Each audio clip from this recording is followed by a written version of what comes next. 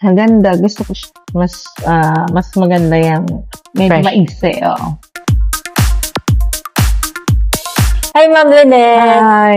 Ano yung concern mo, Ma'am, sa hair mo? Ano yung sabihin? Papa-treatment at saka magpapa-tone down na ng color. Nagtawa ka na sa Nagtawa. Tawa ka na sa cool. Oo. Palagi na siya kasing ash. Oo. So, gusto mo parang nasa mga warm side naman para maiba. Oo. Then po sa cut ko, Ma'am, ano po yung... Butterfly cut. So, abangan niyo yung result ni Ma'am Lynette mamaya. Okay. Ang ganda. Gusto ko siya. Pero ngayon, Ma'am, okay naman na siya, Ma'am. Okay. Then yung cut mo, Okay din. Mas maganda yung medyo Fresh. maigsi. Oo. oo, mahaba kasi kanina, no? Then nilagyan din natin ng bangs si Ma'am. Di masyadong maiksi kasi nga medyo wavy yung hair niya. Baka umangat. So, ganyan lang siya kahaba na bangs. Patingin natin sa side, Ma'am.